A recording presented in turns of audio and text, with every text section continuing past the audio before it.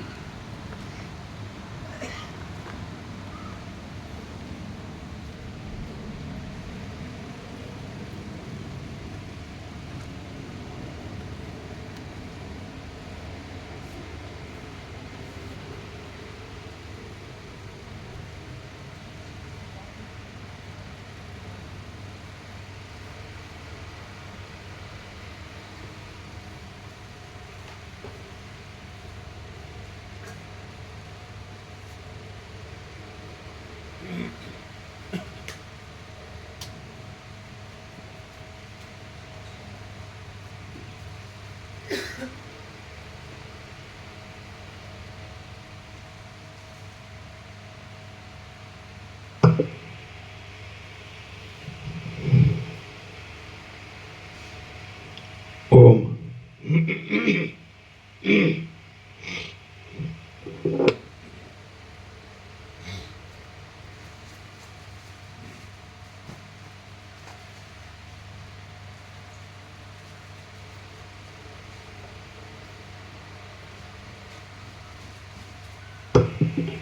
ओम ओम।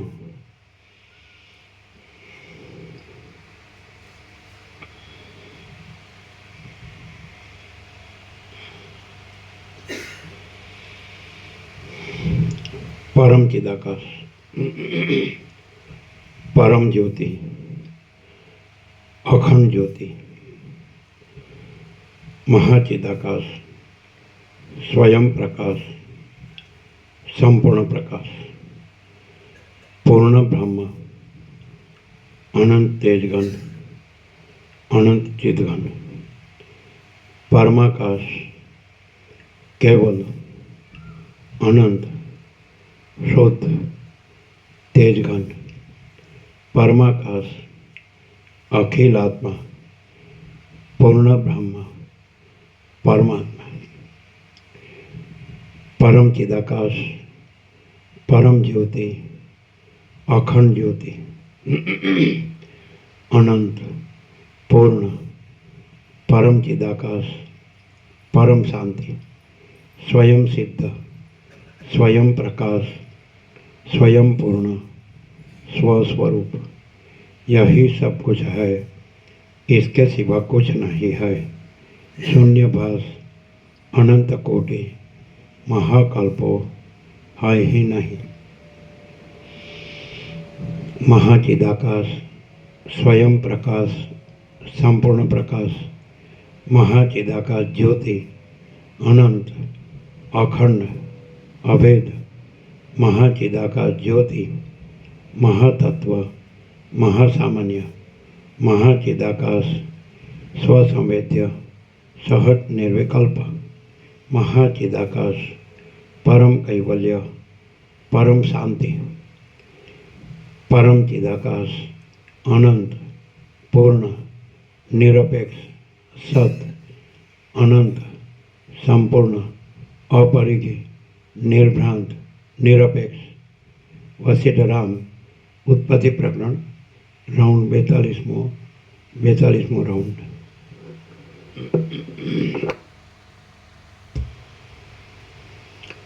आद्य परब्रह्म सद्गुरु देव की जय। ओम श्री परमात्मने नमः। सद्ग्रंथों शिरोमणि श्री योगवासिष्ठ महारामायण उत्पत्ति प्रकरण सर्ग 5मो પેજ નંબર 125, સર્ગ 5મો. આ 5મા સર્ગમાં જગતના મૂળરૂપ મનનું મૂળ કહેવામાં આવશે અને એ જ તત્વ જગતનું તથા મનનું મૂળ તત્વ છે એમ વર્ણન કરવામાં આવશે. જગત તથા મનનું મૂળ તત્વ. રામ બોલ્યા, હે ભગવાન, હે મુનિ શ્રેષ્ઠ, આ મનરૂપી ભ્રાંતિમાં મૂળ કારણ શું છે અને તે મિથ્યાભૂત મન કેવી રીતે ઉત્પન્ન થયું છે? थोड़ा खेचू लगे, ये थोड़ा ऐसे आ गया है.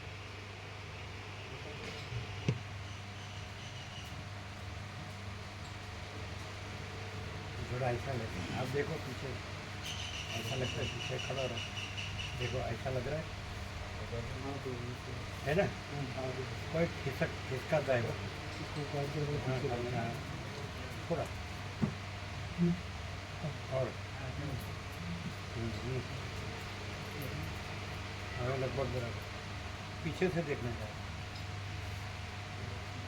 ज़्यादा है गया, तो ज़्यादा आ गया,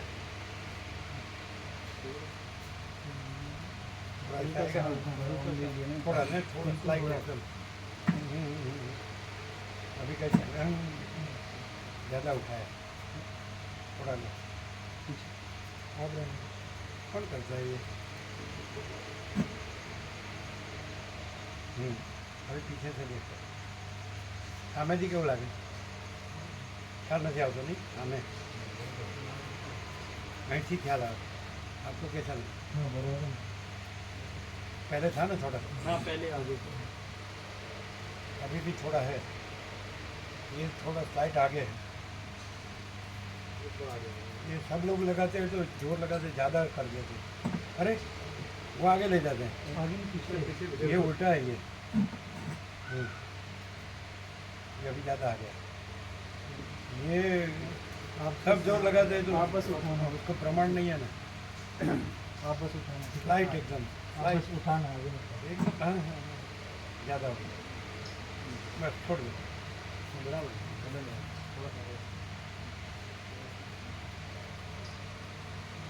देख लेना पीछे, पीछे देखो ऐसा है.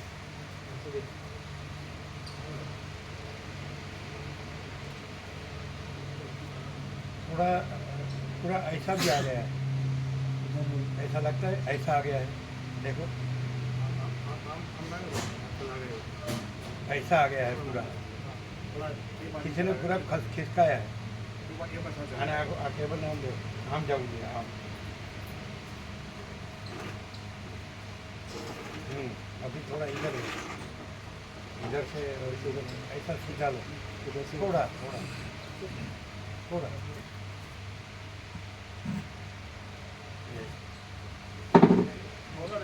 दो जन चाहिए उधर, इधर से आप दोनों उठाना. फिर वो आ गया, इधर से अभी करना पड़ेगा, इधर ऐसा हो गया.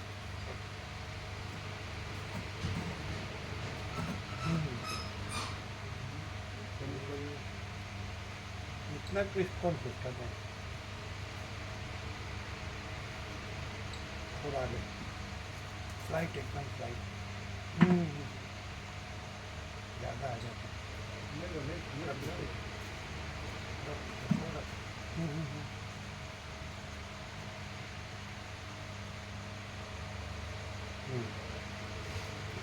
હવે જોજો બરાબર હે બરાબર છે.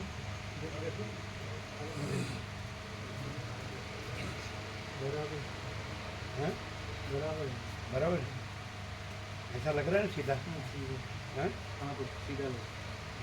चलो थोड़ा ऐसा भी आ गया था मालूम. हाँ इतना कौन खिसकाता है? एक जगह रहने देना चाहिए शांति से. चलो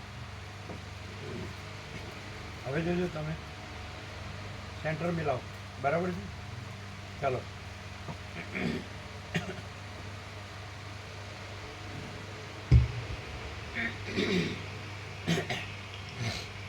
રામ બોલ્યા, હે ભગવાન, હે મુનિશ્રેષ્ઠ, આ મનરૂપી ભ્રાંતિમાં મૂળ કારણ શું છે અને તે મિથ્યાભૂત મન કેવી રીતે ઉત્પન્ન થયું છે? તે શાથી ઉત્પન્ન થયું છે? એ ભાષણ કરનારાઓમાં ઉત્તમ, પ્રથમ મને સંક્ષેપથી મનની ઉત્પત્તિ કહો. જે બાકી રહે તે પાછળથી કહેજો. વશિષ્ઠ બોલ્યા, મહાપ્રલયમાં સઘળું સૂક્ષ્મરૂપ થઈ જવાથી ક્રિયા કરવામાં અશક્ત થઈ ગયું હતું અને સઘળા દ્રશ્યોની સૃષ્ટિનો આરંભ નહોતો થયો.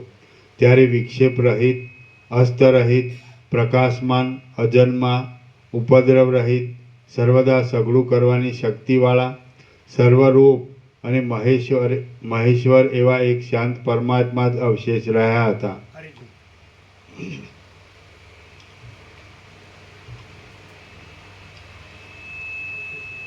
વશિષ્ઠ બોલ્યા, મહાપ્રલયમાં સઘળું સૂક્ષ્મરૂપ થઈ જવાથી ક્રિયા કરવામાં અશક્ત થઈ ગયું હતું અને સઘળા દ્રશ્યોની સૃષ્ટિનો આરંભ નહોતો થયો. ત્યારે વિક્ષેપ રહિત, અસ્તરહિત, પ્રકાશમાન, અજન્મા, ઉપદ્રવ રહિત, સર્વદા સઘળું કરવાની શક્તિવાળા, સર્વરૂપ અને મહેશ્વર એવા એક શાંત પરમાત્મા જ અવશેષ રહ્યા હતા. તેમના સ્વરૂપને ઇન્દ્રિયો પહોંચી શકતી નહોતી અને ત્યાંથી પાછી વળે છે. તેમના સ્વરૂપને ઇન્દ્રિયો પહોંચી શકતી નથી અને ત્યાંથી પાછી વળે છે. મુક્ત લોકો તેમનો પ્રત્યક્ષ અનુભવ કરે છે. મુક્ત લોકો તેમનો પ્રત્યક્ષ અનુભવ કરે છે.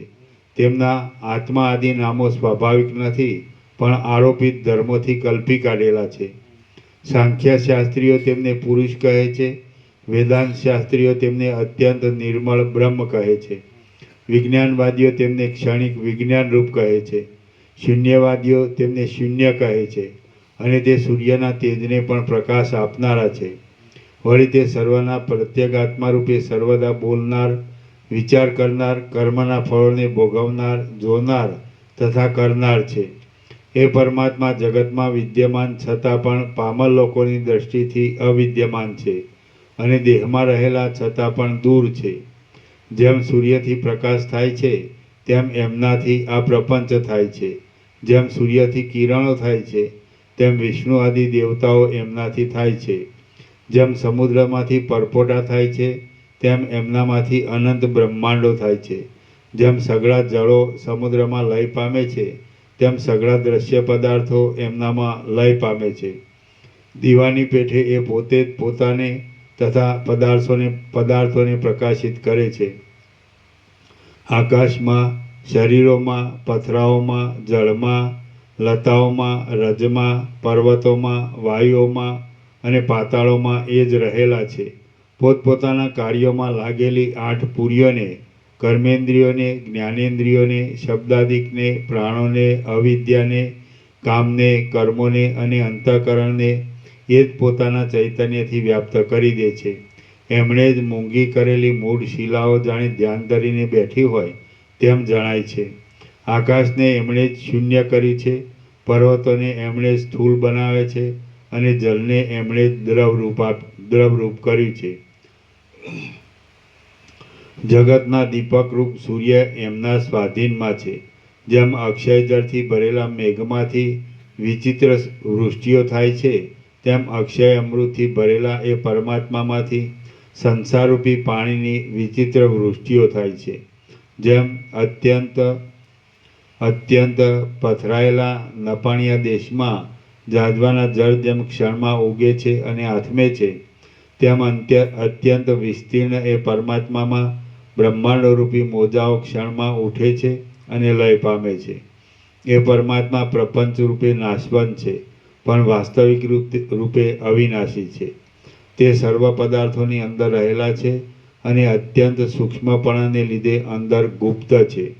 આમ સર્વ પદાર્થોમાં રહેલા છતાં પણ તે સર્વના નાશથી નાશ પામતા નથી.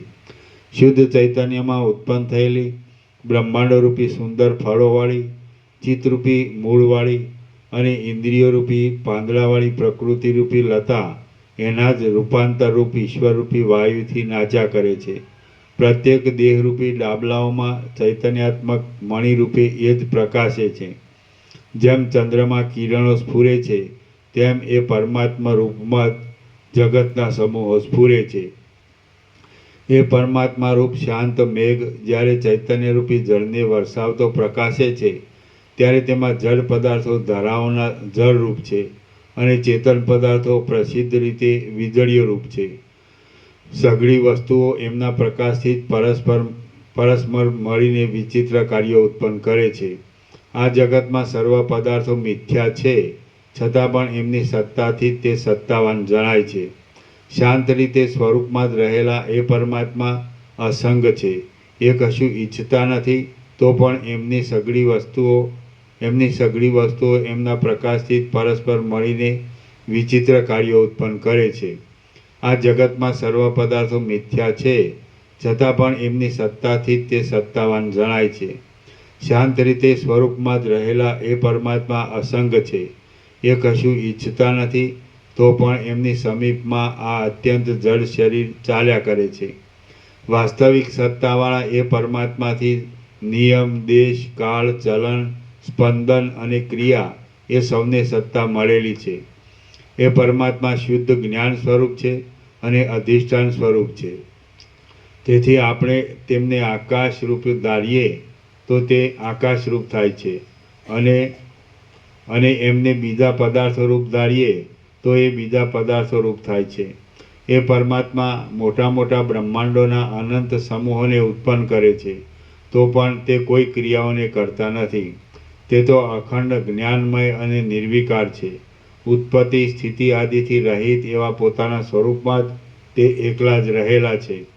શ્રી યોગવાસિષ્ઠ મહારામાયણમાં ઉત્પત્તિ પ્રકરણનો મૂળ કારણ દેવ સ્વરૂપ વર્ણન નામનો સર્ગ 5મો સમાપ્ત. સર્ગ 6. આ 6થા સર્ગમાં આત્માની પ્રાપ્તિ કર્મો કરવાથી થતી નથી, પણ જ્ઞાનથી થાય છે. તે તથા જ્ઞાનના સાધનોનો ક્રમ કહેવામાં આવશે. જ્ઞાનથી આત્મ સ્વરૂપની પ્રાપ્તિ તથા જ્ઞાનના સાધનોનો ક્રમ. વશિષ્ઠ બોલ્યા, સર્વોત્તમ અને ઇન્દ્રિયોને પણ પ્રકાશ આપનારા એ પરમાત્માનો લાભ તેમના સ્વરૂપને જાણવાથી થાય છે. ક્રિયાઓ કરવાના અનેક દુઃખો વેઠવાથી તે પ્રાપ્તિ થતી નથી. જેમ જાજવાના પાણીરૂપ ભ્રાંતિને ટાળવામાં કોઈ ક્રિયાઓનો ઉપયોગ નથી, માત્ર તેના અધિષ્ઠાનને જાણવાનો જ ઉપયોગ છે, તેમાં જગતરૂપ ભ્રાંતિને ટાળવામાં પણ કોઈ ક્રિયાઓનો ઉપયોગ નથી, માત્ર તેના અધિષ્ઠાનરૂપ પરમાત્માને જ જાણવાનો ઉપયોગ છે. સ્વરૂપાનંદના પ્રકાશરૂપ એ પરમાત્મા દૂર નથી, તેમ પાસે પણ નથી. તે અલભ્ય સ્થળમાં નથી, તેમ વિષમ સ્થળમાં પણ નથી. તેમની પ્રાપ્તિ આપણા દેહમાંથી થાય છે. એમને જાણવામાં તપ, દાન કે વ્રત આદિ કોઈ પણ કામ આવે એમ નથી, કારણ કે સ્વરૂપ માત્રમાં વિશ્રાંતિ વિના એને જાણવાનું બીજું કોઈ પણ સાધન નથી. સ્વરૂપ માત્રમાં એ વિશ્રાંતિ સત્પુરુષોના સમાગમમાં રહેવાથી અને ઉત્તમ શાસ્ત્રોમાં તત્પર રહેવાથી જ મળે છે. મોહજાળરૂપ અજ્ઞાનને દૂર કરવામાં કોઈ ક્રિયા કામ આવતી નથી, માત્ર જ્ઞાન જ કામ આવે છે. માટે જ્ઞાનનું જ સંપાદન કરવું. એ પરમાત્મા આ છે એમ સારી રીતે જાણવા માત્રથી જીવને દુઃખ રહેતું નથી અને જીવન મુક્તિની પ્રાપ્તિ થાય છે. રામ બોલ્યા, એ પરમાત્માના સ્વરૂપને કેવળ જાણવામાં આવે તો જીવને મરણ આદિ દોષો કદી પણ બાદ કરતા નથી એમ આપ કહી ગયા. પણ એ મહાન દેવાદિદેવ તો દૂર છે, તો તેમની પ્રાપ્તિ શી રીતે થાય? કોઈ તીવ્ર તપ કરવાથી અથવા કોઈ કષ્ટ ભોગવવાથી તે પ્રાપ્તિ થતી હોય તો તે કહો. વશિષ્ઠ બોલ્યા, હે રામ, પોતાના પુરુષ પ્રયત્નથી પ્રફુલ્લિત થયેલા વિવેક વડે જ એ દેવ જાણવામાં આવે છે. તપથી, તીર્થસ્થાનથી કે બીજા કર્મોથી તે જાણવામાં આવતા નથી. રાગ, દ્વેષ, મોહ, ક્રોધ, મદ અને મચ્છર છોડ્યા વિના જે તપ કે દાન કરવામાં આવે છે તે એક જાતનો કલેશ જ છે. એમાંથી કાંઈ વળે એમ નથી. ચિત્ત રાગદ્વેષ આદિથી બગડેલું હોય અને કોઈને ઠગી લઈને મેળવવામાં આવેલા ધનનું દાન કરવામાં આવે તો તે ધન જેનું હોય તેને એ દાનનું ફળ મળે છે. ચિત્ત રાગ આદિથી હણાયેલું હોય ત્યારે જે વ્રત આદિ કરવામાં આવે છે તે એક જાતનો ઢોંગ જ છે. એમાંથી લેશ માત્ર પણ ફળ મળતું નથી. માટે પુરુષાર્થ કરીને ઉત્તમ શાસ્ત્રનો સંગ અને મહાત્માઓનો સંગ એ બે મુખ્ય ઔષધોનું સંપાદન કરવું. એ ઔષધોથી સંસારરૂપ રોગનો નાશ થાય છે. સઘળા દુઃખોનો ક્ષય કરીને પરમપદની પ્રાપ્તિ મેળવવામાં એક પુરુષાર્થ સિવાય બીજો કોઈ પણ ઉપાય નથી. હવે આત્મજ્ઞાનની પ્રાપ્તિ માટે કેવો પુરુષાર્થ ઉપયોગી થાય છે તે સાંભળો. એ પુરુષાર્થથી રાગદ્વેષરૂપી વિસૂચિકાનો રોગ અત્યંત શાંત થઈ જાય છે. લોકથી અને શાસ્ત્રથી વિરુદ્ધ હોય નહીં એવી શક્ય આજીવિકાથી મનમાં સંતોષ રાખો અને ભોગના અભિનિવેશનો ત્યાગ કરવો. શક્તિ પ્રમાણે અને યોગ્ય રીતે આજીવિકા માટે ઉદ્યોગ કરવો. કેમ થશે એવી કંઈ પણ ચિંતા ન રાખવી અને પ્રથમ મહાત્માઓના તથા ઉત્તમ શાસ્ત્રના સંગમાં તત્પર રહેવું. જે પુરુષ યોગ્ય વૃત્તિથી મળતા ધનમાં સંતોષ રાખે છે, હલકી વૃત્તિની ઉપેક્ષા કરે છે અને સત્પુરુષોના સમાગમમાં તથા ઉત્તમ શાસ્ત્રમાં તત્પર રહે છે, તે પુરુષ તરત મુક્તિ પામે છે. જેણે વિચારથી આત્મતત્વને જાણ્યું હોય છે, તે મહાબુદ્ધિવાળા પુરુષને આ બ્રહ્મા, વિષ્ણુ, ઇન્દ્ર અને શંકર પણ કંગાળ લાગે છે. દેશમાં પણ ખરા સુજન લોકો જેને સાધુ કહેતા હોય તથા જેમાં વૈરાગ્ય આદિ ગુણોની સંપત્તિ હોય, તેને સાધુ સમજવો અને પ્રયત્ન કરીને એવા સાધુનો આશ્રય કરવો. બ્રહ્મવિદ્યા સઘળી વિદ્યાઓમાં મુખ્ય છે. તેમાં તેનું વર્ણન આવતું હોય તે ઉત્તમ શાસ્ત્ર કહેવાય છે.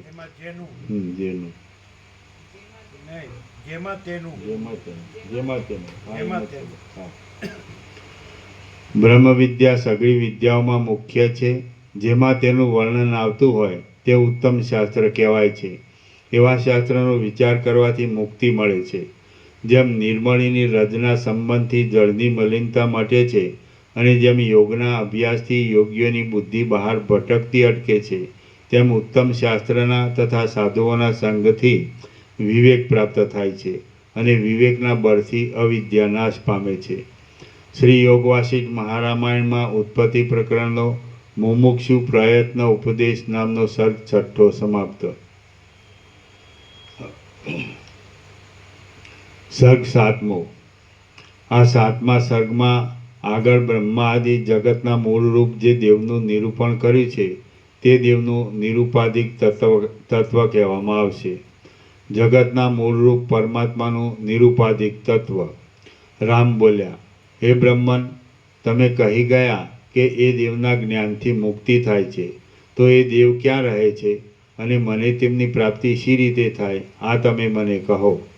વશિષ્ઠ બોલ્યા, મેં જે દેવ વિશે કહ્યું છે તે દેવ દૂર રહેતા નથી, પણ સર્વદા શરીરમાં જ રહે છે.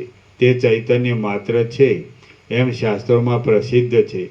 સઘળું જગત એ દેવમય છે, પણ એ દેવ સઘળા જગતમય નથી. એ દેવ સર્વમાં વ્યાપક છે અને એક જ છે, એમાં જગતનો લેશ પણ નથી. સદાશિવ ચૈતન્ય માત્ર છે, વિષ્ણુ ચૈતન્ય માત્ર છે, સૂર્ય ચૈતન્ય માત્ર છે અને બ્રહ્મા પણ ચૈતન્ય માત્ર જ છે. રામ બોલ્યા, બાળકો પણ કહે છે કે આ જગત ચૈતન્ય માત્ર જીવરૂપ છે અને તમે પણ એમ જ કહો છો, ત્યારે આ વાતમાં અપૂર્વ ઉપદેશપણું શું આવ્યું છે? વશિષ્ઠ બોલ્યા, હે રામ, તમે જીવને ચૈતન્ય સમજીને જગતને તે રૂપ સમજ્યા છો. આથી હજી તમે સંસારનો નાશ થાય એવી સાચી વાત કંઈ જ સમજ્યા નથી. હે રામ, આ સંસારરૂપ જીવ પશુ કહેવાય છે, તો તે ચૈતન્ય માત્ર દેવ હોય ખરો? એ જીવ તો દેહનું ગ્રહણ કરીને જરા તથા મરણ આદિ અનેક ભયને ભોગવે છે. એ જીવ નિરાકાર છે તો પણ અજ્ઞાની છે અને દુઃખના પાત્રરૂપ છે. તેથી તેને ચૈતન્ય માત્ર દેવ કેમ કહેવાય? જીવ પોતે ચેતન શક્તિવાળો હોવાથી અનર્થરૂપ મનને જાગ્રત કરે છે અને પોતે મનરૂપ થઈને રહે છે. આથી તે દુઃખના પાત્રરૂપ જ છે. વિષયોથી રહિતપણું અથવા તો વિષયોથી દૂર રહેવાપણું એ એની સંપૂર્ણ સ્થિતિ છે. તેને જાણવાથી મનુષ્યને શોક કરવો પડતો નથી, પરંતુ તે કૃતાર્થપણું પ્રાપ્ત કરે છે. જ્યારે સઘળા કારણોના કારણરૂપ એવા પરમ સ્વરૂપનો અનુભવ થાય છે, ત્યારે જડના તથા ચૈતન્યના અધ્યાસરૂપ ગાંઠ છૂટી જાય છે. સઘળા સંશયો ભેદાઈ જાય છે અને સઘળા કર્મોનો ક્ષય થાય છે. જીવ જે વિષયો તરફ ખેંચાય છે તે વિષયનો અભાવ કર્યા વિના રોકી શકાય એમ નથી, અને પ્રત્યક્ષ દેખાતા વિષયનો અભાવ જ્ઞાન વિના થાય એમ નથી. તો પછી જ્ઞાન થયા વિના મોક્ષ પણ ક્યાંથી થાય? સમાધિ પણ દ્રશ્ય એવા વિષયોનો બાદ કરવાથી થાય છે, ત્યારે મોક્ષમાં દ્રશ્ય વિષયોનો બાદ કરવાની આવશ્યકતા હોય તેમાં તો કહેવું જ છું. રામ બોલ્યા, હે બ્રહ્મન, નિરાકાર છતાં પણ પશુ જેવા અજ્ઞાની જે જીવને જાણવાથી સંસાર જન્મ મરણરૂપ પ્રવાહ ટળતો નથી, તે જીવ ક્યાં રહે છે અને કેવો છે? વળી હે બ્રહ્મન, સંસારરૂપી સમુદ્રમાંથી તારનાર પરમાત્મા મહાત્માઓના તથા ઉત્તમ શાસ્ત્રોના સંગથી જે જાણવામાં આવે છે તે ક્યાં છે અને કેવા છે? આ તમે મને કહો. વશિષ્ઠ બોલ્યા, ચૈતન્ય રૂપ સ્વરૂપવાળા, ચેતન રૂપવાળા અને જન્મ મરણ આદિ જંગલમાં ભટકતા આ જીવને જેઓ આત્મા માને છે તેઓ પંડિત છતાં મૂર્ખ છે. જીવ ચેતન છતાં પણ સંસારરૂપ છે અને દુઃખના સમૂહરૂપ જ છે. માટે એ જાણવાથી કોઈ પણ ઠેકાણે કોઈ પણ તત્વ જાણવામાં આવ્યું હોય એમ સમજવું જ નહીં. પણ હે રામ, જો પરમાત્મા જાણવામાં આવે તો જેમ ઝેરનો આવેશ શાંત થતાં વિસૂચિકા શાંત થઈ જાય છે, તેમ સઘળા દુઃખોનો સમૂહ પણ શાંત થઈ જાય છે.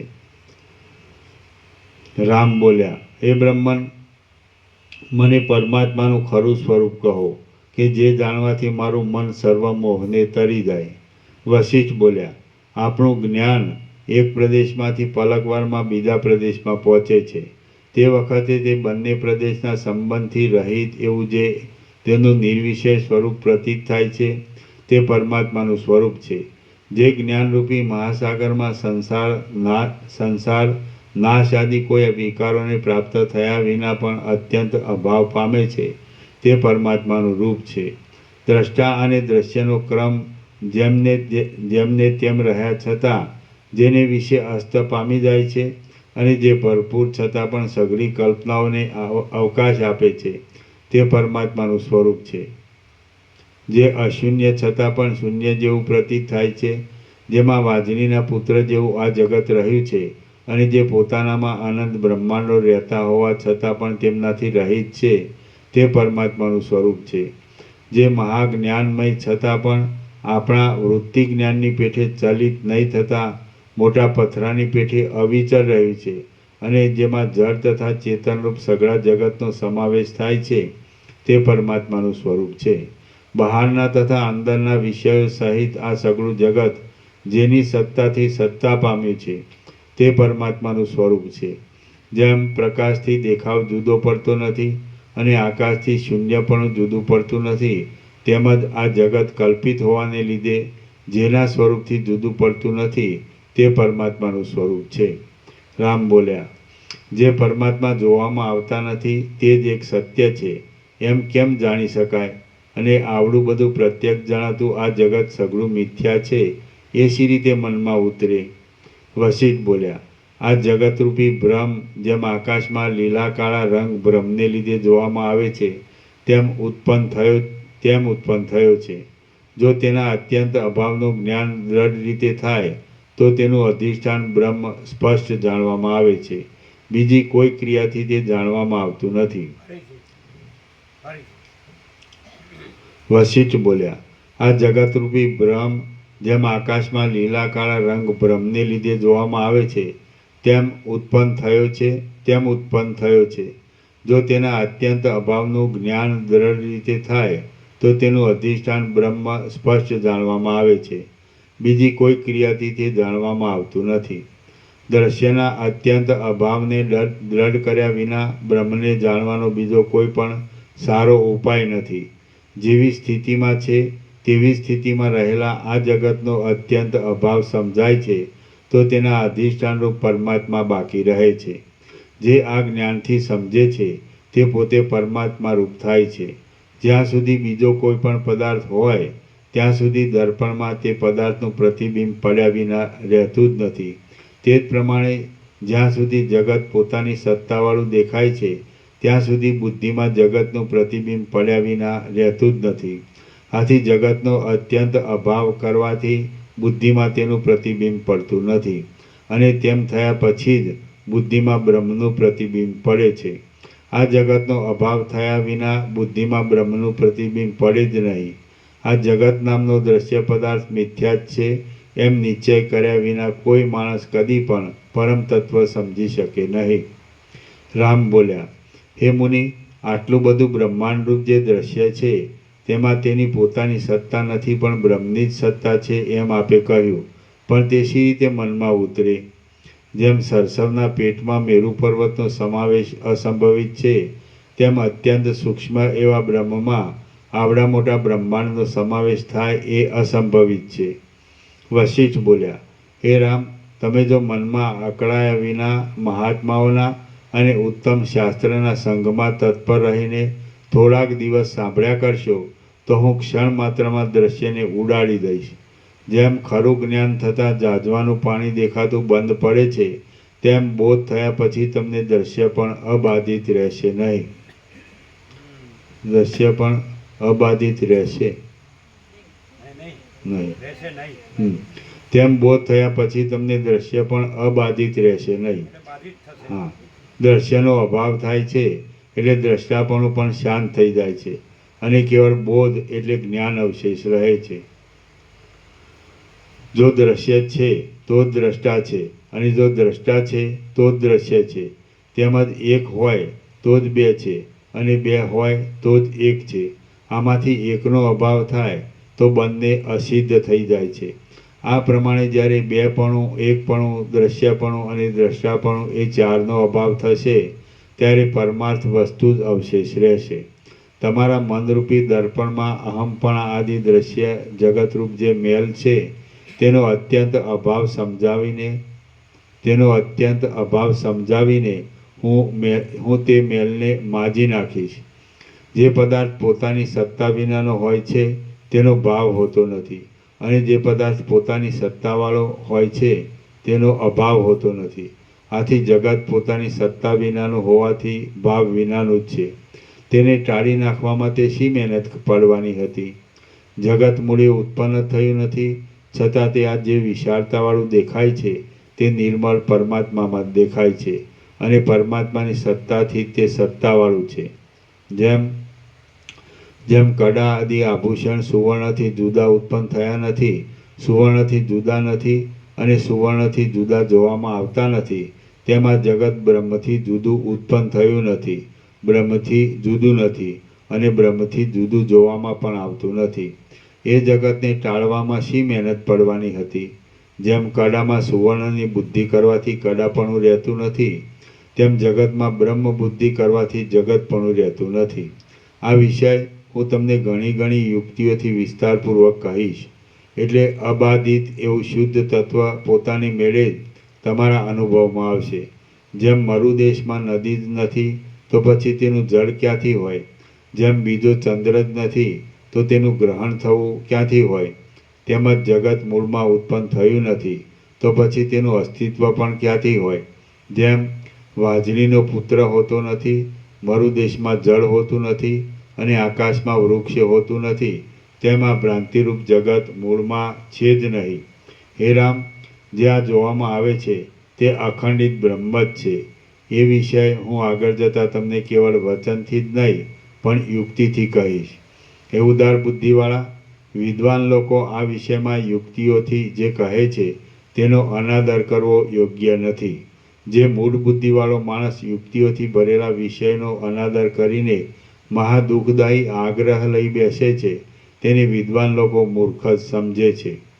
શ્રી યોગવાસિષ્ઠ મહારામાયણમાં ઉત્પત્તિ પ્રકરણનો જગદાદિ દ્રશ્ય સત્તા પ્રતિજ્ઞા નામનો સર્ગ 7મો સમાપ્ત. સર્ગ 8મો.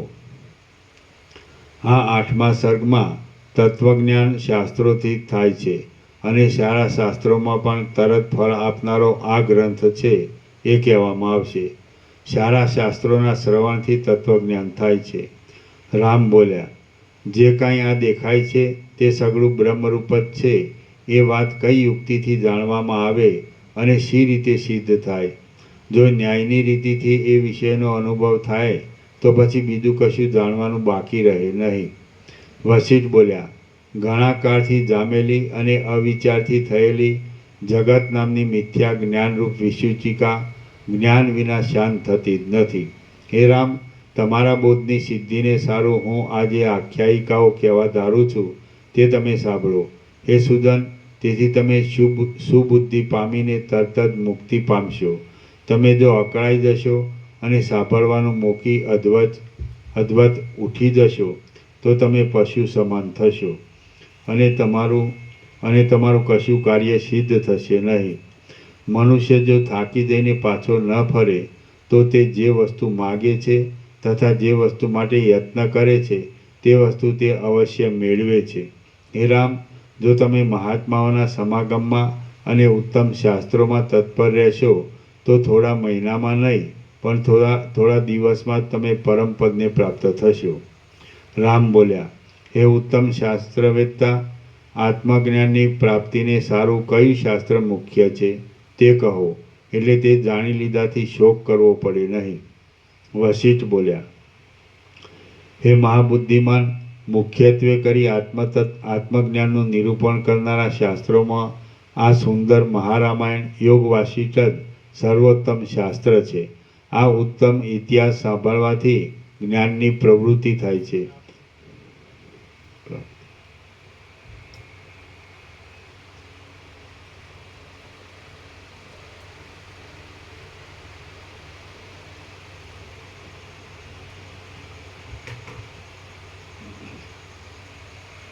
આ ઉત્તમ ઇતિહાસ સાંભળવાથી જ્ઞાનની પ્રાપ્તિ થાય છે. સઘળા ઇતિહાસોમાં આ ઇતિહાસ જ સારરૂપ છે. વાણીની રચનારૂપ આ ગ્રંથ સાંભળવાથી પોતાની મેળે જ અક્ષય જીવન મુક્તતા ઉદય થાય છે. તેથી આ ગ્રંથ જ અત્યંત પવિત્ર છે. જેમ સ્વપ્ન હોવા છતાં આ તો સ્વપ્ન છે એમ જાણવામાં આવે તો સ્વપ્નના સત્યપણાની ભાવના ટળી જાય છે. તેમાં દ્રશ્ય જગત હોવા છતાં આ બ્રહ્મરૂપ જ છે એમ બ્રહ્મ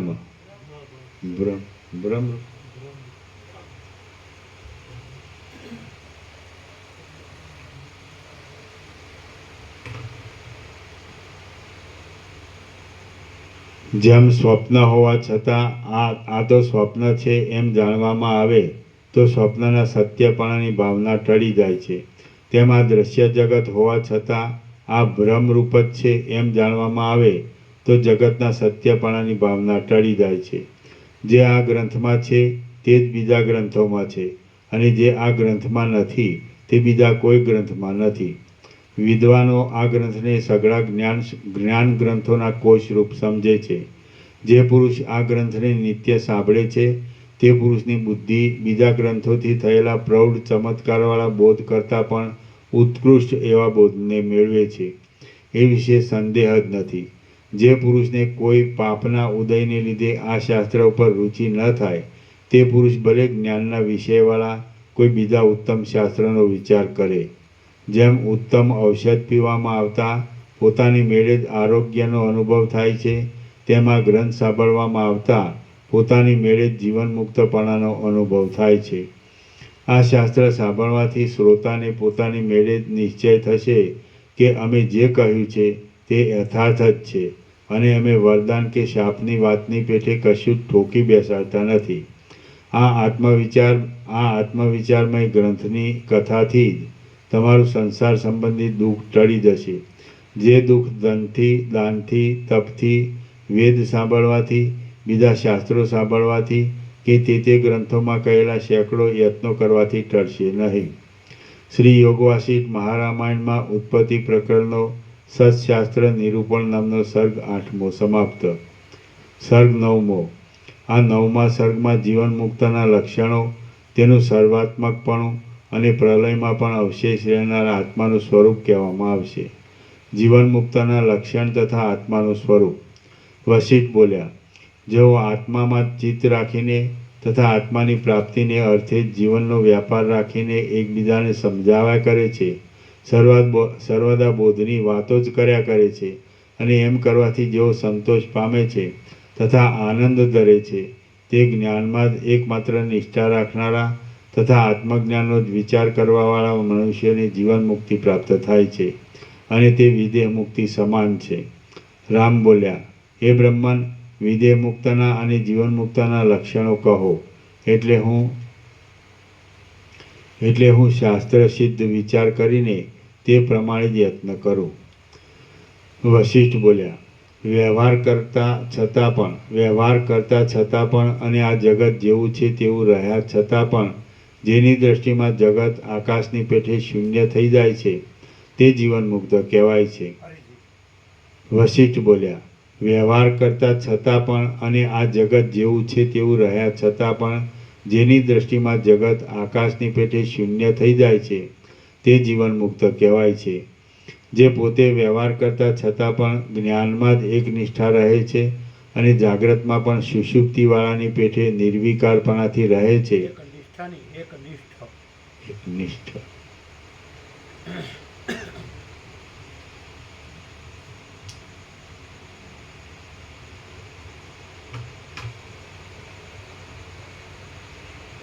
જે પોતે વ્યવહાર કરતા છતાં પણ જ્ઞાનમાં જ એકનિષ્ઠ રહે છે અને જાગ્રતમાં તથા સુષુપ્તિવાળાની પેઠે નિર્વિકારપણાથી રહે છે તે જીવન મુક્ત કહેવાય છે.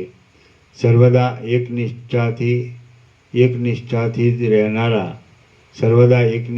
જ રહેનારા જે પુરુષના મુખની કાંતિ સુખમાં ઉદય પામતી નથી અને દુઃખમાં અસ્ત પામતી નથી તે પુરુષ જીવન મુક્ત કહેવાય છે. જે પુરુષ સુષુપ્તિવાળાની પેઠે નિર્વિકારપણે રહે છે, જેને વિષયોના સ્પર્શરૂપ જાગ્રત અવસ્થા જ નથી અને જેને જાગ્રતની વાસનાથી થતું સ્વપ્ન પણ આવતું નથી તે જીવન મુક્ત કહેવાય છે. જે પોતે રાગ દ્વેષ અને ભય આદિને અનુકૂળ એવી ક્રિયાઓ કરતા છતાં પણ આકાશની પેઠે મનમાં નિર્લેપ રહે છે તે જીવન મુક્ત કહેવાય છે.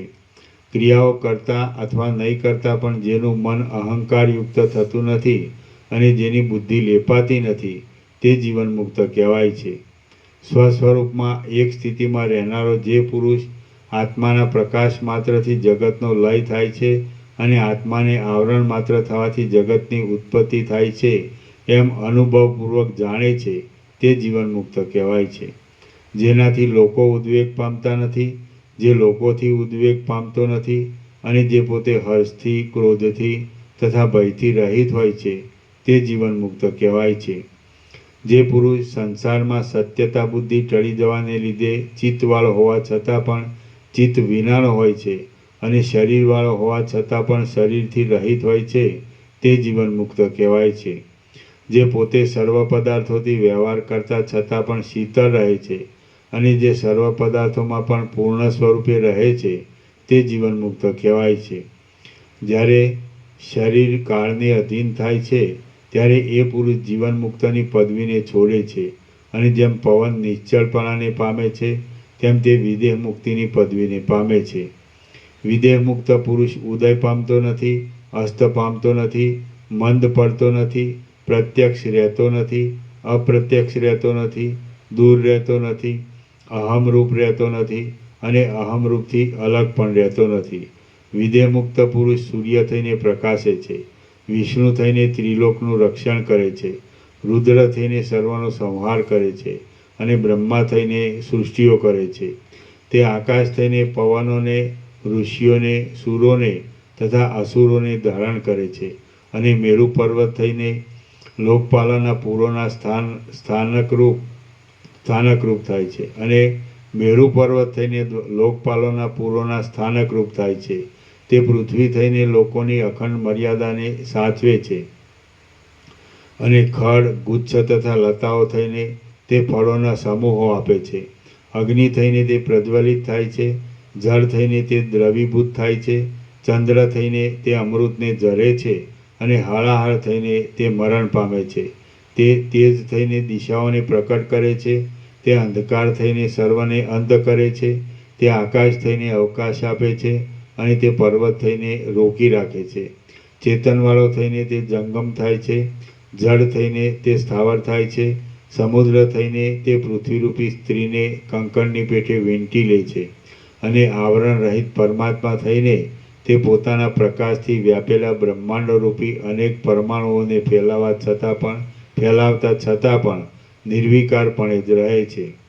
ત્રણેય કાળના સંબંધવાળું જે કાંઈ આ દ્રશ્ય પ્રકાશે છે, પ્રકાશી ગયું છે અને પ્રકાશ છે તે સગળું એ વિદેહ મુક્ત રૂપ જ છે. રામ બોલ્યા, હે બ્રહ્મન, એવું તે શી રીતે થવાય? મને તો એ સ્થિતિ વિષમ, ઘણા કષ્ટથી પ્રાપ્ત થાય એવી અને પામ્યા પછી સ્થિર રાખવી કઠિન લાગે છે. વશિષ્ઠ બોલ્યા, હે રામ, મેં આ જે વિદેહ મુક્તિની સ્થિતિ કહી છે તે વિદેહ મુક્તની સ્થિતિ કહી છે તે મુક્તિ જ કહી છે, અને જે મુક્તિ છે તે જ બ્રહ્મ છે, તે જ નિર્વાણ છે. હવે એ સ્થિતિ શી રીતે પ્રાપ્ત થાય તે વિશે હું કહું છું, તમે તે સાંભળો. હું અને તું આદિ વ્યવહારોવાળું જે કાંઈ દ્રશ્ય જોવામાં આવે છે તે વિદ્યમાન છતાં પણ તે ઉત્પન્ન થયું જ નથી એમ સમજવામાં આવે તો એ નિર્વાણ સ્થિતિ મળે છે. રામ બોલ્યા, હે જ્ઞાનીઓમાં ઉત્તમ, જો વિદેહ મુક્ત થયેલા પુરુષો તમારા કહેવા પ્રમાણે ત્રૈલોક્યરૂપ થતા હોય તો તેઓ સંસારરૂપ જ થાય એમ હું માનું છું. વશિષ્ઠ બોલ્યા, જો ત્રૈલોક્ય હોય તો તેઓ ભલે ત્રૈલોક્યના સ્વરૂપને ધારણ કરે, પણ જ્યાં ત્રૈલોક્ય શબ્દથી કહેવાતો કોઈ પદાર્થ જ નથી ત્યાં વિદેહ મુક્ત ત્રૈલોક્ય સ્વરૂપ થાય છે એમ કહેવું બને જ કેમ? માટે આ જગત શબ્દથી કહેવાતો કોઈ પદાર્થ જ નથી. જે કાંઈ જગત છે તે સગળું પરમાર્થ રૂપે અદ્વૈત, શાંત, પ્રકાશની અને આકાશની પેઠે નિર્મળ પરબ્રહ્મ જ છે. મેં ઘણો વિચાર કર્યો તો પણ સોનાના કડામાં મેં નિર્મળ સોના વિના બીજું કાંઈ પણ કડાપણું દીઠું નહીં. જળના તરંગમાં હું જળ વિના બીજું કાંઈ જોતો નથી. જળમાં જે તરંગપણું જોવામાં આવે છે તે મિથ્યા જ જોવામાં આવે છે. વાસ્તવિક રીતે જળમાં તરંગપણું છે જ નહીં. જે ચલન છે તે કોઈ સ્થળમાં કદી પણ પવનથી જુદું હોતું નથી, કારણ કે જે ચલન છે તે વાયુ જ છે. આ પ્રમાણે જગત બ્રહ્મથી જુદું પડતું નથી. જેમ જગતમાં અવકાશ છે તે આકાશ જ છે, અને નિર્જળ ભૂમિમાં જે જળ દેખાય છે તે તેજ જ છે, તેમ આ ત્રૈલોક્ય પણ બ્રહ્મરૂપ જ છે. રામ બોલ્યા, હે મુનિ, જે યુક્તિથી જગતનું મિથ્યાપણું જાણીને મુક્તપણું પ્રાપ્ત થાય તે ઉત્તમ યુક્તિ મને કહો. દ્રષ્ટા અને દ્રશ્ય એકરૂપ થઈને પરસ્પર મળી ગયા છે અને તે બંને નથી એવી જ્યારે મનની દ્રઢ સ્થિતિ થાય છે ત્યારે નિર્વાણ સ્વરૂપ અવશેષ રહે છે. માટે દ્રષ્ટાને દ્રશ્ય જગતનો જે રીતે અત્યંત બાદ થઈ જાય અને સ્વરૂપે રહેલું એક બ્રહ્મ જ છે એમ સમજાય એવી યુક્તિ તમે મને કહો. હે મુનિ, આ બાબત કઈ યુક્તિથી જાણી શકાય તથા શી રીતે સિદ્ધ થાય? એવો બોધ જો સિદ્ધ થાય તો પછી કાંઈ પણ કરવાનું બાકી રહેતું નથી. વશિષ્ઠ બોલ્યા, ઘણા કાળથી ઘર ગાલી રહેલી આ મિથ્યા જ્ઞાનરૂપી વિસૂચિકા વિચારરૂપ મંત્રથી જ નિર્મૂળ થઈ શાંત થઈ જાય છે.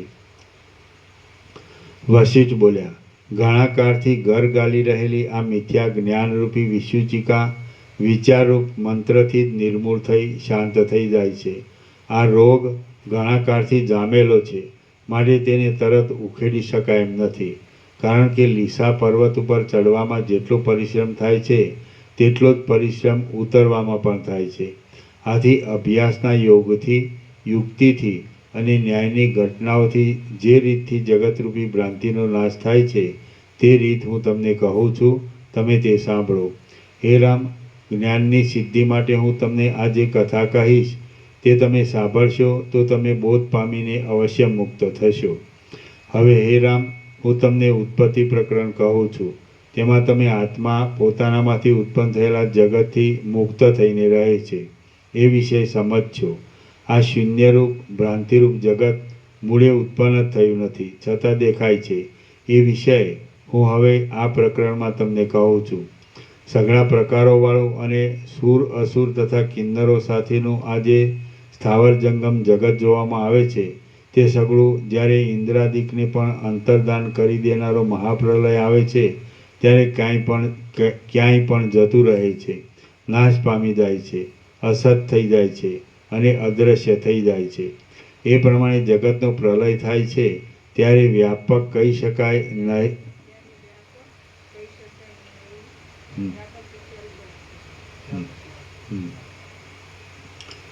એ પ્રમાણે જ્યારે જગતનો પ્રલય થાય છે ત્યારે વ્યાપક કહી શકાય નહીં એવું નામરૂપથી રહિત, નિશ્ચય, નિશ્ચળ અને ગંભીર એવું કંઈક સત બાકી રહે છે.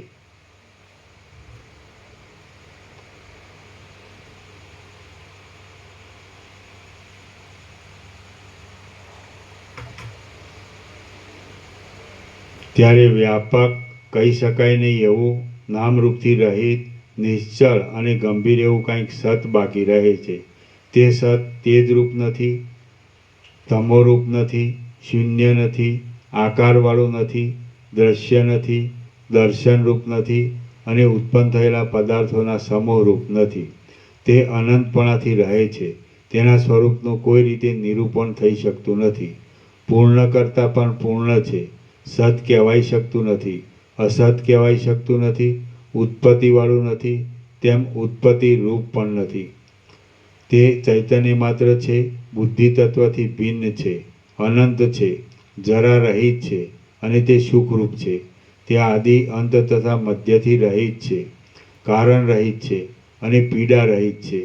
ચિત્રમાં આલેખેલા મોતીના હંસની પેઠે જેમાં આ જગત પ્રકાશ પામે છે, જગતરૂપ છે, તેમ જે જગતરૂપ નથી તે જગતની વ્યક્તાવસ્થા તથા અવ્યક્તાવસ્થામાં રહેનારા પરમાત્મા છે.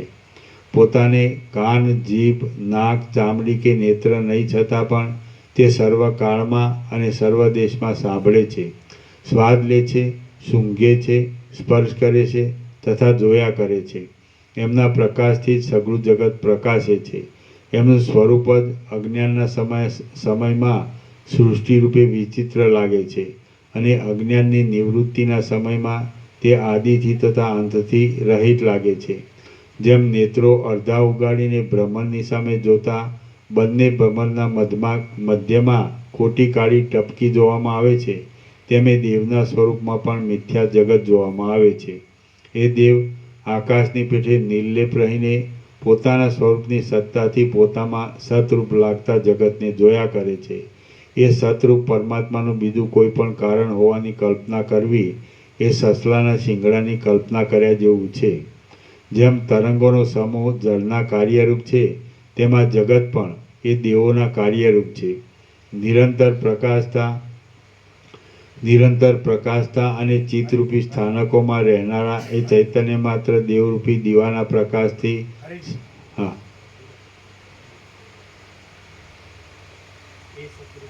એ સતરૂપ પરમાત્માનું બીજું કોઈ પણ કારણ હોવાની કલ્પના કરવી એ સસલાના શિંગડાની કલ્પના કર્યા જેવું જ છે. જેમ તરંગોનો સમૂહ જળના કાર્યરૂપ છે, તેમાં જગત પણ એ દેવોના કાર્યરૂપ છે. દેવ ઘણા પરમાત્મા નથી, એક જ છે.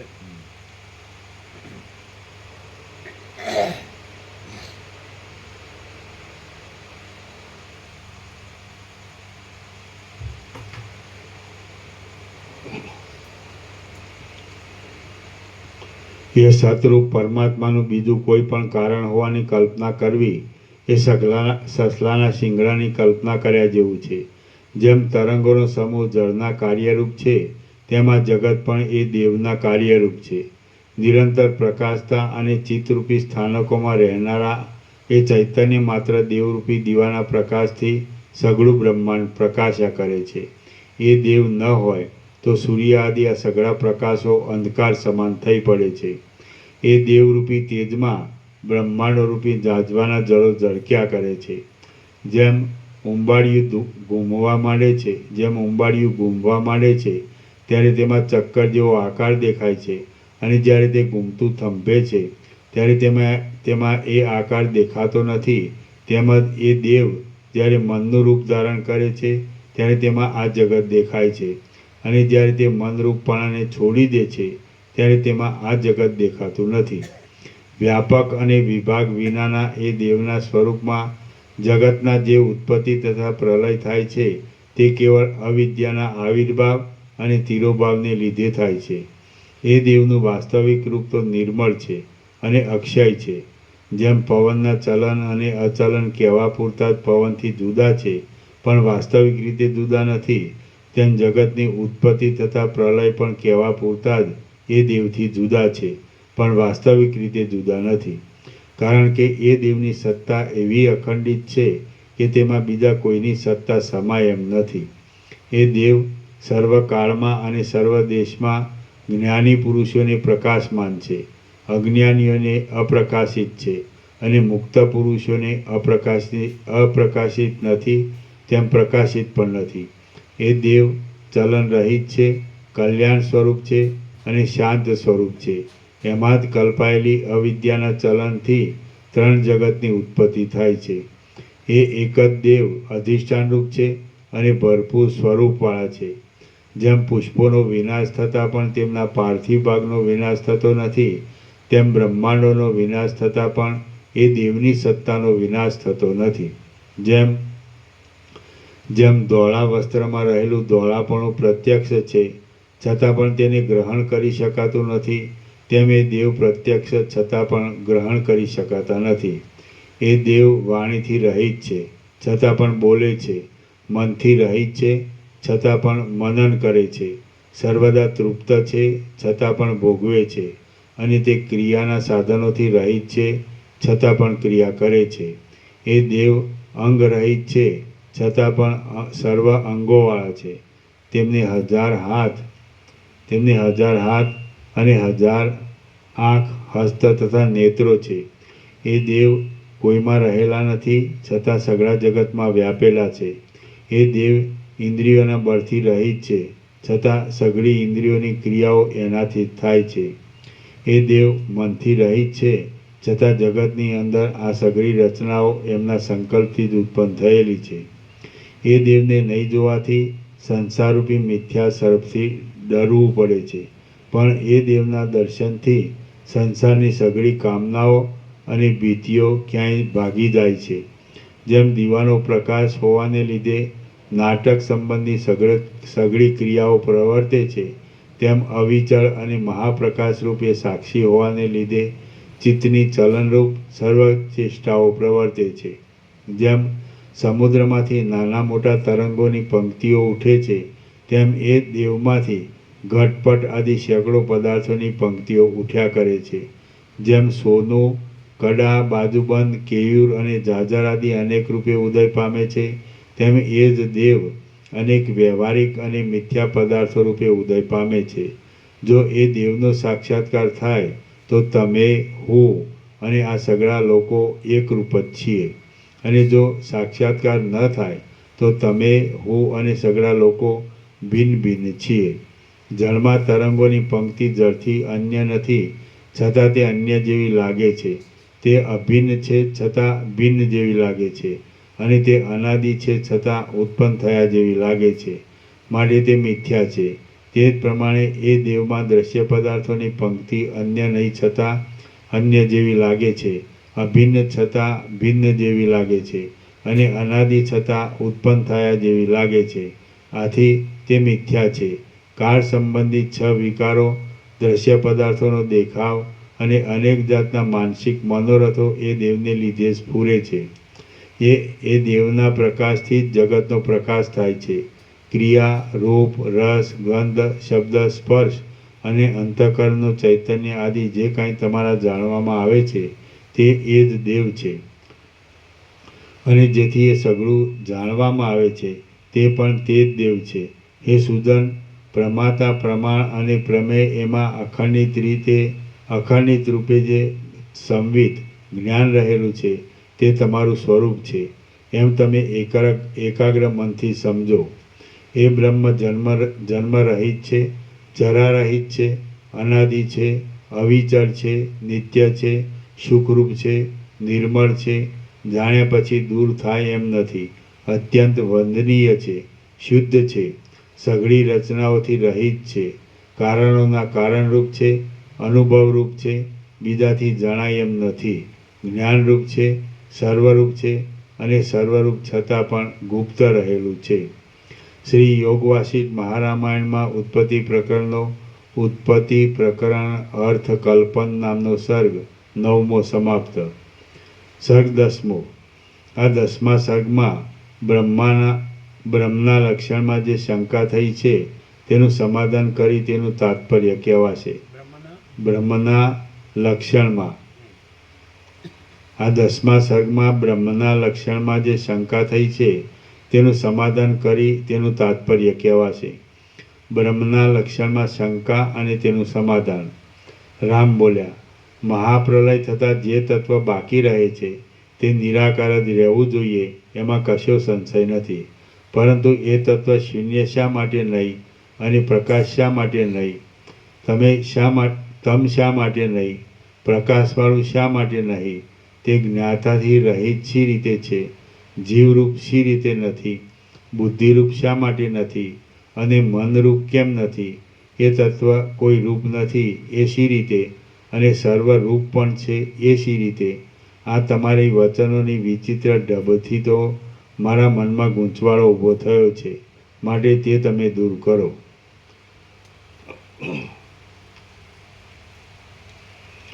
વશિષ્ઠ બોલ્યા, તમે આ જે પૂછો છો તે મારા અભિપ્રાયને ઓળંગીને પૂછો છો. એ ઘણો વિષમ છે. છતાં જેમ સૂર્ય કશા પણ યત્ન વિના રાત્રિના અંધારાને ભેદી નાખે છે, તેમ હું પણ કશા પણ યત્ન વિના તમારા સંશયને ભેદી નાખીશ. હે રામ, મહાપ્રલયના સમયમાં જે સત્વસ્તુ અવશેષ રહે છે તે શૂન્ય નથી. આ વિશે હું જે કહું છું તે તમે સાંભળો. જેમ કોતર્યા વિનાની પૂતળી થાંભલામાં રહેલી છે, તેમાં જગત પણ તે સમયે બ્રહ્મમાં રહ્યું હોય છે. માટે જગતના અધિષ્ઠાનરૂપ તે બ્રહ્મ શૂન્ય નથી. આવી રીતનો જગતરૂપ જે મોટો આડંબર જોવામાં આવે છે તે સાચો હોય કે ખોટો હોય તો પણ તે જેમાં રહેતો હોય તે પદાર્થ શૂન્ય હોય જ નહીં. જેમ થાંભલો પોતાનામાં પૂતળી કોતરાયા વિના હોય છતાં પણ પૂતળી વિનાનો નથી, તેમ બ્રહ્મ પણ પ્રલયકાળમાં જગતના પ્રકાશથી રહિત છે છતાં પણ જગત વિનાનું નથી. માટે તે શૂન્ય નથી. હે રામ, જેમ જળમાં તરંગ નથી અને છે પણ ખરા, તેમ બ્રહ્મમાં આ જગત નથી અને છે પણ ખરું. જો દેશ કાળ કોતરનાર અને કોતરવાના સાધનો હોય તો થાંભલામાં પૂતળીની રચના થઈ શકે છે, પણ બ્રહ્મમાં તો દેશ કાળ આદિ સામગ્રીનો સંભવ નથી, તેથી તેમાં જગતની રચના થવી સંભવતી નથી.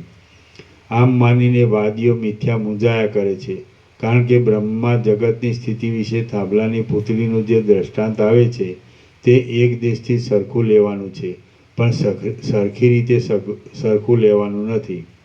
જગતની ઉત્પત્તિની સત્તા બ્રહ્મની સત્તાથી જુદી નથી અને તેના પ્રલયની સત્તા પણ બ્રહ્મની સત્તાથી જુદી નથી.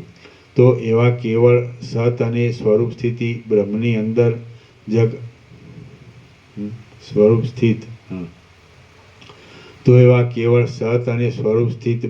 અંદર જગતની ઉત્પત્તિ થવામાં બીજી કોઈ સામગ્રીની જરૂર નથી. અશૂન્ય પદાર્થને લઈને શૂન્ય શબ્દનો અર્થ કલ્પી શકાય છે અને શૂન્ય પદાર્થને લઈને અશૂન્ય શબ્દનો અર્થ કલ્પી શકાય છે, પણ બ્રહ્મથી ભિન્ન બીજો કોઈ પદાર્થ જ નથી. માટે બ્રહ્મને શૂન્ય કે અશૂન્ય કહેવાય જ કેમ? જે પ્રકાશ છે તે સૂર્યનો, અગ્નિનો, ચંદ્રનો કે તારા આદિનો ધર્મ છે. માટે બ્રહ્મને પ્રકાશ કહી શકાય નહીં. તેમજ એ સૂર્ય આદિ કોઈ પણ યથાર્થ બ્રહ્મમાં નથી. માટે બ્રહ્મ પોતે પ્રકાશવાળું પણ નથી. સૂર્ય આદિ મહાભૂતોના પ્રકાશોનો જે અભાવ છે તે તમ કહેવાય છે. બ્રહ્મ એ કાંઈ તેવા પ્રકાશના અભાવરૂપ નથી, માટે તે તમરૂપ નથી. આકાશની પેઠે સ્વચ્છ એવા એ બ્રહ્મનો જે પ્રકાશ કહેવાય છે તે એના પોતાના અનુભવરૂપ જ છે. તે પ્રકાશનો એ પોતે જ અનુભવ કરે છે, પણ બીજા કોઈને તેનો અનુભવ થતો નથી. આ પ્રમાણે બ્રહ્મ જ્ઞાતાથી રહિત છે. જે બ્રહ્મ તમથી તથા પ્રકાશથી પણ રહિત છે અને અવિનાશી પદ છે, તે આકાશની પેઠે નિર્મળ છે અને તેમાં સઘળું જગત ભ્રાંતિથી જ કલ્પાયું છે. માટે તે બ્રહ્મને જીવરૂપ, બુદ્ધિરૂપ કે મનરૂપ કહી શકાતું નથી. બિલામાં અને બિલાના મધ્યમાં જેમ કશો ભેદ નથી, તેમ બ્રહ્મમાં અને જગતમાં કશો ભેદ નથી. માટે બ્રહ્મ કોઈ અન્ય રૂપ નથી, તેમ સર્વરૂપ છે એમ પણ કહેવાય છે. જેમ જળની અંદર તરંગ છે અને માટીની અંદર ઘડો છે, તેમ જેની અંદર જગત છે તે બ્રહ્મ શૂન્ય કેમ જ હોય? જેમ પૃથ્વીની અંદર રહેલું જળ પૃથ્વીરૂપ નથી, તેમ બ્રહ્મની અંદર રહેલું જગત બ્રહ્મરૂપ ન હોવું જોઈએ એવી શંકા કરવી નહીં. કારણ કે પૃથ્વી આદિ સાકાર પદાર્થોની ઉપમા નિરાકાર બ્રહ્મમાં યથાર્થ રીતે લાગુ પડે નહીં. બ્રહ્મ આકાશની પેઠે નિર્મળ છે અને તેની અંદર રહેલું જગત પણ આકાશની પેઠે નિર્મળ જ છે. જેમ બ્રહ્મ આકાશથી પણ અધિક નિર્મળ છે, તેમ તેની અંદર રહેલું જગત પણ આકાશથી અતિ નિર્મળ છે. એટલે જેવું બ્રહ્મ છે તેવું જ જગત છે. મરીની અંદર રહેલી તીખાશ જેમ તેના ખાનાર વિના અન્યને જાણવામાં આવતી નથી, તેમ બ્રહ્મનું ચિન્માત્રપણું પ્રલયકાળમાં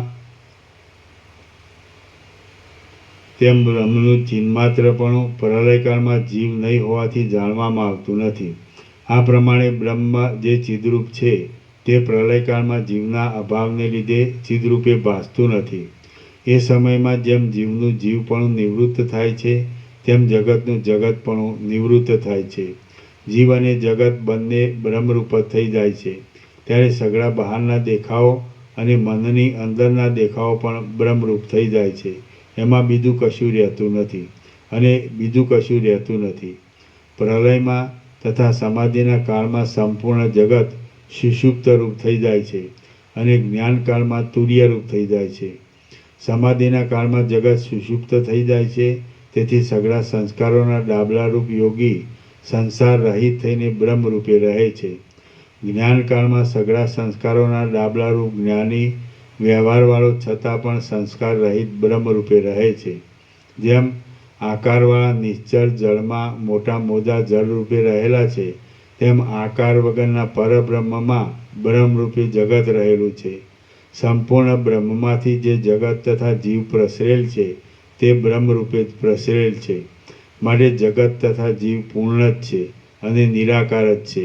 બ્રહ્મમાંથી જગતનું સ્ફુરણ માનવામાં આવ્યું એટલે તેના દ્રષ્ટારૂપે જીવનું સ્ફુરણ પણ માનવામાં આવ્યું છે. જગત પૂર્ણમાંથી પૂર્ણરૂપે જ પ્રસરેલું છે અને પૂર્ણરૂપે જ રહેલું છે. માટે જગત ઉત્પન્ન જ થયું નથી, અને જો ઉત્પન્ન થયું હોય તો પણ બ્રહ્મરૂપ જ છે. પ્રલયમાં જીવને દ્રષ્ટાપણું નહીં રહેવાથી જગતમાં દ્રશ્યપણું પણ રહેતું નથી. એટલે પછી જગતમાં જગતપણું શું રહ્યું? મરીનો સ્વાદ લેનારો ન રહે ત્યારે મરીમાં તીખાશ રહે છે એમ કેમ જ કહેવાય? બ્રહ્મમાં ચિત્ત અને દ્રશ્યપણું વગેરે છે જ નહીં, છતાં તે મિથ્યા જ પ્રતીત થાય છે. બ્રહ્મમાં કોઈ ઉપાધિ છે જ નહીં, તો પછી તે ઉપાધિમાં બ્રહ્મનું જીવરૂપે પ્રતિબિંબ થવું પણ કેમ કહેવાય? બ્રહ્મ પરમાણુના પણ કારણરૂપ છે, સૂક્ષ્મ કરતાં પણ અત્યંત સૂક્ષ્મ છે, શુદ્ધ છે, પર છે અને આકાશના ગર્ભ કરતાં પણ અત્યંત શાંત છે. તે દેશ કાળ આદિના વિભાગથી રહિત છે, તેથી તે અત્યંત વિસ્તીર્ણ છે. તે આદિ તથા અંતથી રહિત છે, પ્રકાશમાન છે અને પ્રકાશ્ય પદાર્થોથી રહિત છે. બ્રહ્મમાં દ્રશ્ય જ થયું નથી, ત્યારે ચિત્તમાં પ્રતિબિંબિત થયેલો કહેવાતો અને નિરંતર વાસનામય કહેવાતો દ્રષ્ટા જીવ તો ક્યાંથી જ થયો હોય? દ્રશ્યનો ઉદય નહીં થવાથી બ્રહ્મમાં જીવપણું નથી, બુદ્ધિપણું નથી, ચિત્તપણું નથી, ઇન્દ્રિયપણું નથી કે વાસનાપણું નથી. આમ પરબ્રહ્મ બીજાઓને જગતરૂપી મોટા આડંબરથી ભરેલો લાગે છે, પણ અમને તો તે શાંત અને આકાશ કરતાં પણ અધિક શૂન્ય લાગે છે. રામ બોલ્યા, એ અપાર ચૈતન્યમય પરબ્રહ્મનું રૂપ કેવું છે? તમે ફરીવાર સારી પેઠે મને કહો, એટલે મારા જ્ઞાનમાં વૃદ્ધિ થાય. વશિષ્ઠ બોલ્યા, મહાપ્રલય થતાં સઘળા કારણોના પણ કારણરૂપ જે પરબ્રહ્મ અવશેષ રહે છે તેનું રૂપ હું કહું છું, તે તમે સાંભળો. સમાધિમાં વૃત્તિઓનો ક્ષય થાય છે ત્યારે મનના રૂપનો પણ નાશ કરીને જે કોઈ રીતે નિરૂપણ કરી શકાય નહીં એવું સદરૂપ રહે છે, તે પરબ્રહ્મનું રૂપ છે. સમાધિમાં દ્રશ્યરૂપ જગત રહેતું નથી, તેથી દ્રષ્ટાનો અભાવ થવાથી તે એક રસ જેવું સાક્ષીરૂપ પ્રતીત થાય છે, તે પરબ્રહ્મનું રૂપ છે. જેની વિશે ભવિષ્યકાળમાં જીવનું સ્વરૂપ થયું માનવામાં આવે છે, તેમ ચૈતન્યનું દ્રશ્યોમાં ઉન્મુખ નહીં થયેલું ચિન્માત્ર નિર્મળ અને શાંત એવું જે રૂપ છે તે પરબ્રહ્મનું રૂપ છે. શરીરને વાયુ આદિ લાગતા છતાં પણ જેમ તેનો સ્પર્શ આદિ અનુભવ નહીં થતા, જે રૂપ સમાધિમાં જીવતા યોગીનું રહે છે તે પરમાત્માનું રૂપ છે. એ નિષ્પાપ સ્વપ્ન વિનાની માકડ આદિની પીડાથી નહીં તૂટતી અને અંદર પ્રકાશવાળી બુદ્ધિની જે સુષુપ્તિ અવસ્થા છે તે ઘણીવાર સુધી રહે છે, ત્યારે તેનું જે ચૈતન્ય રૂપ છે તે પ્રલયકાળમાં પરમાત્માનું સ્વરૂપ છે. ત્રિપુટીથી રહિત એ ચિદ્રૂપ પરમાત્માનું જે રૂપ છે તે આકાશના અવકાશ જેવું છે, શિલાના એક રસપણા જેવું છે અને પવનના પૂર્ણપણા જેવું છે. જીવતા છતાં દ્રશ્યનો અને મનનો ત્યાગ કરી દેતા સ્વરૂપની જે પર અને શાંત સ્થિતિ રહે છે તે પરમાત્માનું સ્વરૂપ છે. આનંદમય કોષની અંદર, સૂર્યની અંદર, આકાશની અંદર અને વૃત્તિઓની અંદર જે એક પ્રકાશ સ્ફુરે છે તે પરમાત્માનું સ્વરૂપ છે. બુદ્ધિની વૃત્તિના, પદાર્થોના સ્ફુરણના, પદાર્થોના તથા અજ્ઞાનના સાક્ષીરૂપ અને આદિ અંત વગરનું જે જ્ઞાન છે તે પરમાત્માનું સ્વરૂપ છે. આ જગત કદી ઉત્પન્ન થયું જ નથી, છતાં પણ તે જેનાથી ઉત્પન્ન થયા જેવું જણાય છે અને જેનાથી અભિન્ન હોવા છતાં પણ તે ભિન્ન જેવું જણાય છે તે પરમાત્માનું રૂપ છે. જ્ઞાની પુરુષ વ્યવહારમાં લાગ્યા છતાં પણ તે જે પાષાણના જેવી અવિચર સ્થિતિમાં રહે છે તથા જે અખંડિત છતાં જગતને અવકાશ આપે છે તે પરમાત્માનું સ્વરૂપ છે. પ્રમાતા, પ્રમાણ અને પ્રમેય એ ત્રણેય જેમાં ઉદય પામે છે. પ્રમાતા એટલે ચિદાભાસ, પ્રમાણ એટલે ઇન્દ્રિયોની વૃત્તિ અને પ્રમેય એટલે વિષયો. પ્રમાતા, પ્રમાણ અને પ્રમેય એ ત્રણેય જેમાં ઉદય પામે છે અને જેમાં અસ્ત પામે છે તે પરમ દુર્લભ તે પરમાત્માનું સ્વરૂપ છે. બુદ્ધિ આદિથી રહિત એવા જે મોટા અરીસામાં પ્રમેયપણું, પ્રમાણપણું અને પ્રમાતાપણું પ્રતિબિંબિત થયેલું છે તે પરમાત્માનું સ્વરૂપ છે. જાગ્રતથી, સ્વપ્નથી તથા સુષુપ્તિથી રહિત એવું જે મહાચૈતન્યનું સ્વરૂપ છે અને સ્થાવરમાં તથા જંગમમાં જે સતરૂપે પ્રતીત થાય છે તે પરમાત્માનું સ્વરૂપ છે અને તે જ પ્રલયમાં અવશેષ રહે છે. સ્થાવરોનું રૂપ કે જે મનથી તથા બુદ્ધિ આદિથી રહિત છે તે જો જ્ઞાનમય હોય તો તેને પરમાત્માના રૂપની ઉપમા આપી શકાય. બ્રહ્મા, સૂર્ય, વિષ્ણુ, ઇન્દ્ર અને સદાશિવ આદિનો નાશ થતાં સુખરૂપ સઘળી ઉપાધિઓનો નાશ થવાથી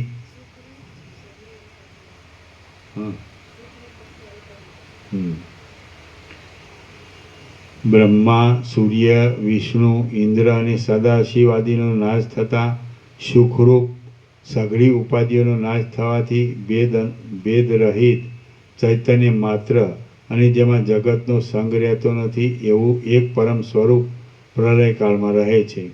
શ્રી યોગવાસિષ્ઠ મહારામાયણમાં ઉત્પત્તિ પ્રકરણનો મહાકલ્પાંત વશિષ્ઠ પરમ ભાવ વર્ણન નામનો સર્ગ 10મો સમાપ્ત. ઓમ ઓમ ઓમ. 138. બરાબર છે. સવારે કેટલો હતો? 125. 125 બરાબર. પ્રસાદ આપી દીધો.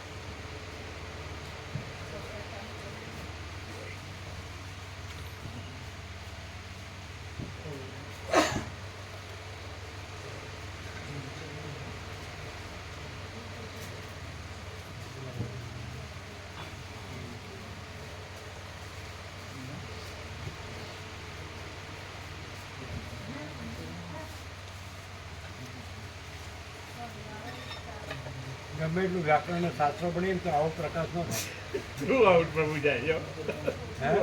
થ્રુ આઉટ જાય એમ. પ્રકાશ ટસથી મસ ના થાય એમ. એકદમ જે પ્રભુ કહે છે ને કે અમે સંપૂર્ણ અનુભવ્યું છે, અમારો સ્વયં અનુભવ છે કે ફૂલ એમ કે પ્રકાશનું પ્રતિપાદન જ છે બ્રહ્મનું એ. હે ને? એકદમ પ્રભુ એક શરૂ કરીને જે ક્યાંય બી એમ કે પ્રકાશ ટસથી મસ્ત નહીં થતો પ્રભુ. અને બીજા શાસ્ત્રોમાં બીજું બીજું આવે. હા બીજું પરમાત્મામાં ન હોય એવું. ના હોય એવું.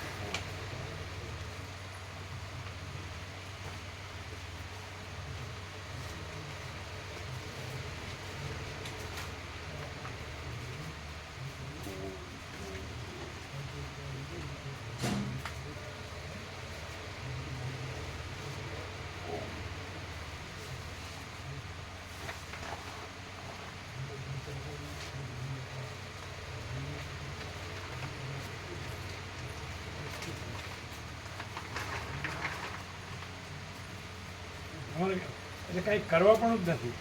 અને છે જ બીજું છે જ નહીં. અને ભ્રાંતિવાળા અરે માથાકૂટ ન કરાય. એને કે તું જાય.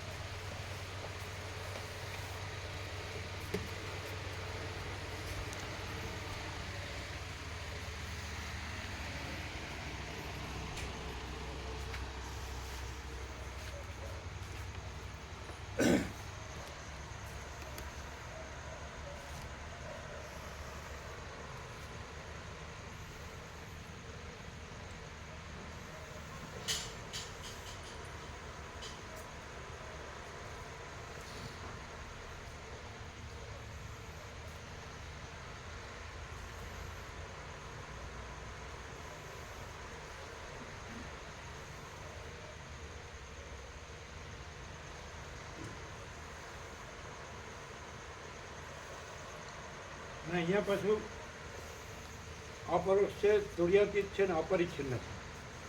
એટલે એવું નથી કે જુદા છે પરમાત્માને આ જુદું છે, એક જ જુદું છે એવું નહીં. ના એક જ છે ને પાછું અહીં એ જ છે.